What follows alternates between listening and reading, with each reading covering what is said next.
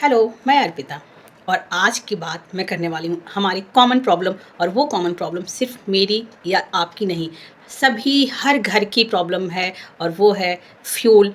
वो चाहे सिलेंडर से हो रिलेटेड, आपके बाइक पेट्रोल से हो, डीजल से हो। फ्यूल इस टाइम पे सबसे बड़ी प्रॉब्लम पूरी दुनिया के सामने मुंह बाए खड़ा है। हर किचन तक ये समस्या पहुंच चुकी है और हर इंसान की नौकरी पे भी लग गई है। आप सोचिए ज़रा कि कितने लोगों के पास रोज़गार के लिए एक बाइक सहारा है। हमारे ज़ोमैटो, हमारे स्विगी, हमारे जितने डिलीवरी हैं, वो बाइक से आते हैं डिलीवर करने। उसमें तेल चाहिए, उसका भी दाम बढ़ गया, वो मिलना मुश्किल हो गया, लाइन लग रही हैं। तो छोटे-छोटे लोगों पे भी जब नज़र पड़ती है ना, तो समझ में आता है कि हमारी ज़िंदगी कितने सुकून से गुज़र रही है। कभी-कभी हम इग्नोर कर देते हैं उन लोगों की लाइफ़ को और खुद को सोचते हैं कि हम कितने दुखी हैं, हमारे पास ये चीज़ नहीं है, हमारे पास वो चीज़ नहीं है। हम बहुत सुकून से हैं। जब आप नज़र उठा के अपने आस-पास, दूर भी नहीं, सिर्फ़ अपने आस-पास उन लोगों को भी देखेंगे, जिनकी ज़रूरतें बहुत ज़्यादा हैं और बहुत स्ट्रगल के बाद भी उन्हें उनकी पूरी ज़रूरतें पूरी नहीं हो रही हैं। मैं बहुत छोटी थी तब मेरे चाचा ने एक स्टोरी बता रहे थे कि एक बार रेलवे स्टेशन पे वो एक ऐसे आदमी को देखे जो दिमाग से पागल हो गया था। अच्छा खासा जवान लड़का था, सही था, पर गंदगी में लिपटा हुआ था। उसके पैर में बहुत बड़ा जख्म हो गया था, उसमें कीड़े रेंग रहे थे। चाचा मेरे बहुत टेंशन में थे किसी चीज़ को लेके, उनका अपना कुछ होगा इशू, टेंशन मुझे याद नहीं। तो अपना टेंशन में वो बहुत गहरे टेंशन में थे, शायद वो अपनी जान तक दे देते, इस तरीके से वो परेशान थे उस टाइम। और जब उन्होंने उस आदमी को देखा, उसके उन ज़ख्मों से ना कीड़े निकल रहे थे और दर्द से आह नहीं निकाल पा रहा था, शायद उसे फ़ील नहीं हो पा रहा था। लार टपक रहे थे दर्द से। देखने वालों को दर्द समझ में आ रहा था, उसे कितना दर्द होगा, उसे समझ नहीं आ रहा था क्योंकि उसका दिमाग काम नहीं कर रहा था। दर्द हो रहा होगा, पर जब हमारा दिमाग काम ही नहीं कर रहा, तो हमें क्या पता। फिर चाचा ने बताया मैं वहीं बैठा था, कभी-कभी मेरा ये मन कर रहा था कि मैं ट्रेन के आगे कूद जाऊँ। उनके दिमागी कंडीशन की मैं बात बता रही हूँ। और जब मेरी नज़र उस पे पड़ी और वो आदमी क्या किया, फिर दुकान वाले मिट्टी का तेल लेके उसके ऊपर फेंके, वो भागने लगा और जब फेंक के उसके पैरों पे तो कीड़े गिरने लगे। सिहरन होती है सोच के। चाचा को लगा कि उनकी लाइफ़ बहुत ही बेटर है उसकी अपेक्षा। चाचा बोले एज शायद मेरी ही उसकी रही होगी और मैं उस टाइम भगवान को थैंक यू बोला मेरी जान बचाने के लिए, मुझ में एक नया जोश देने के लिए, ये मुझे फ़ील कराने के लिए कि लाइफ में अभी बहुत कुछ बाकी है। मैंने बहुत छोटा-सा कुछ खोया भी है तो बहुत छोटा-सा, पर मेरे पास एक बहुत अच्छी लाइफ है और मुझे प्यार करने वाले बहुत हैं। मेरी वजह से और भी दुखी होंगे। बहुत अच्छी-अच्छी पॉज़िटिविटी उनके अंदर आने लगी। आप सोचिए, आज हमारे घर में सिलेंडर की प्रोसेस कम हो गई है। मेरा सिलेंडर सिर्फ़ 28 से 30 दिन चलता है, इससे ज़्यादा नहीं। और अभी 25 दिन का था तो मैं बहुत खुश थी कि कोई नहीं, 25 दिन के बाद मेरा फिर बुकिंग हो जाएगा, मेरे पास आ जाएगा। मैं सच में बिल्कुल टेंशन फ्री थी। आगे का ना सोचना भी हमारी एक बहुत बड़ी कमी है, मैं ये मानती हूँ। मेरे हस्बैंड सोलर सेल के लिए काफ़ी कई बार गए हैं। मैं उन्हें मना कर रही थी, रुकिए, रुकिए, रहने दीजिए, थोड़ी प्रॉब्लम झेल लेंगे, कोई नहीं, ऊपर बनवा लेंगे, फिर लगवाएँगे। और आप अपने डिसीजन पे हमेशा एक जगह नहीं रह सकते, सिचुएशन से डिसीजन बदलते रहते हैं। आज की डेट की मैं बात बताऊँ, जिस दिन 40-45 दिन हुआ है ये, और मुझे फिर मतलब झटका लगा। मेरे पास मेरे साथ 2 बच्चे हैं।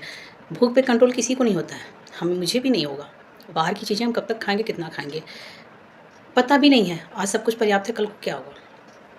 ये युद्ध रुकने का नाम नहीं ले रहा है। तो प्रॉब्लम में हम ये कर सकते हैं कि हम उसका ऑप्शन ढूँढें। सिलेंडर का ऑप्शन कुछ नहीं है शहरों में, ख़ासकर हम लोग बाहर में हैं घर से दूर अपने, तो हमारे पास इंडक्शन इंडक्शन की भी शॉर्टेज चल रही है मार्केट में। हमने ऑनलाइन बहुत सारा सर्च किया, जो चाहिए हमें वो हमें नहीं मिल रहा था। मुझे लगता है कि हम सामान एक बार लें, अच्छा लें, थोड़ा सही लें, खराब सामान नहीं पसंद आता, जो भी ओरिजिन, लेकिन अगर वो नहीं मिलता तो हमें जाना पड़ता, वही चीज़ लेना पड़ता। मैं एकदम कह सकती हूँ कि वही चीज़ हमने बुकिंग भी कर रखा था इन्होंने, जो उस इंडक्शन का रेंज जो है 2000 का था, वो 4200 में मेरे हस्बैंड ने ऑनलाइन बुक कर लिया। फिर पता चला, मेरी एक फ्रेंड ने बोला, मेरी फ्रेंड कोमल मायके गई हुई, बोली अच्छा मैं देखती हूँ अगर मुझे अच्छा मिल जाता है यहाँ पे तो मैं लेते आऊँगी। और फिर बहुत अच्छा, वहाँ पे उसे बजाज का मिल गया। हमें 1600 या 1800 वॉट्स का ही चाहिए था, उसे वो मिल गया, वो लेके आ जाएगी। तो हमारा, लेकिन ये हमारी प्रॉब्लम अगर वो नहीं गई होती, तो हम जो इंडक्शन 2000 का है वो 4800 में लेने के लिए हम मजबूर हैं, ज़रूरी भी है, कल को वो भी नहीं मिलेगा। 1200 वाट बजाज यहाँ मिल रहा था, पर उससे ज़्यादा का लखनऊ की मैं बात बता रही हूँ, 3-4 जगह मेरे हस्बैंड गए, शोरूम में गए बजाज के, नहीं था। अब रीज़न जो भी हो, मैं ये नहीं कह सकती हूँ कि अच्छा खासा हजरतगंज मार्केट में उन्होंने कई जगह हो गए और उन्हें नहीं मिला। ऐसे सबके साथ हो रहा होगा, सिर्फ मेरे या किसी एक के साथ नहीं, बहुत सारे लोगों के साथ प्रॉब्लम ये बढ़ रही है। और हमें लास्ट में चूल्हे वाली नौबत ना आए। चूल्हे में जलाने के लिए भी लकड़ी क्या है आपके पास, बोलिए? गांव में भी लोगों के पास लकड़ियाँ नहीं हैं, शहर तो बहुत दूर की बात है। और ये कहना एकदम सही है, ट्रूथ है। गांव में लोग रहते हैं, ज़रूरी नहीं है कि वो गांव वाला ही जीवन जी रहे हैं। गांव में ऐसे कई घर मिलेंगे जिनके पास अपना खुद का एक पेड़ नहीं है। हम शहर वालों को कोसते हैं, उन गांव वालों से पूछो, वो लोग भी तो अपनी ज़मीनों का पेड़ काट के खेत बना रहे हैं, घर बना रहे हैं। पेड़ कहाँ हैं? बुरे शहर वाले ही नहीं, वो लोग भी तो हैं। सबको पेड़, जो बाग बगीचे दिखते थे, हम लोग के सामने जितने बाग बगीचे कटे हैं। मुझे बहुत तकलीफ़ होती है। अभी जहाँ मैं रह रही हूँ, ये भी एक खेत था, यहाँ घर बनवा लिया, ठीक है।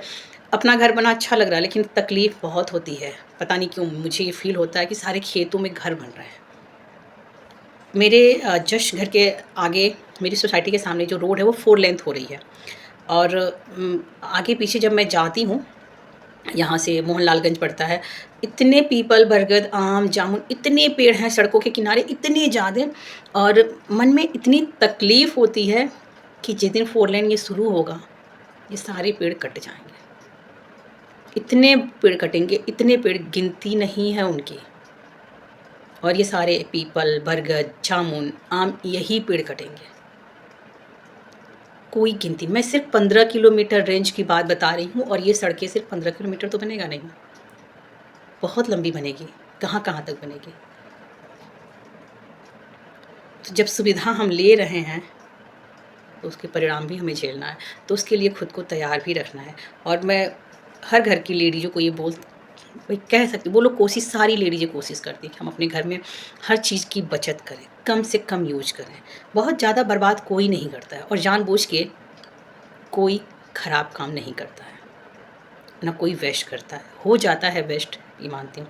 और इस टाइम पे जब प्रॉब्लम है, आपको हर चीज़ का, जैसे आपके पास सिलेंडर का कोई ना कोई ऑप्शन आप रखिए, क्योंकि जो सबसे ज़्यादा ज़रूरी है ना, वो भोजन ही है। एक टाइम आप नहीं खाएंगे, दूसरे टाइम क्या करेंगे?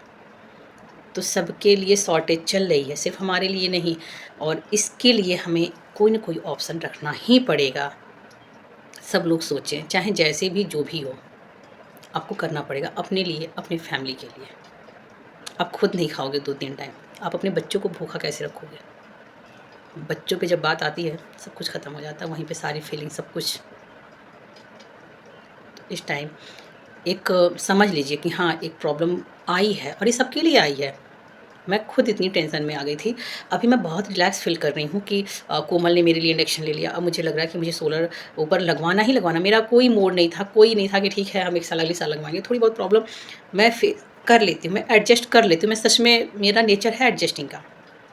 मैं हमेशा कहती हूँ कि मुझे कोई जंगल में भी छोड़ देना, मैं वहाँ भी खुश रह लूँगी, सच में। मैं जहाँ पे, जिस माहौल में रहती हूँ, मैं वहाँ पे भी खुश रह लेती हूँ। मेरा खुद का ये, मेरे अंदर एक बहुत अच्छी नेचर, मैं इसके लिए खुद को शाबाशी भी दे सकती हूँ। लेकिन भूखे पेट कौन गाना गाता है? भूखे पेट कौन खुश रहता है? कोई नहीं ना।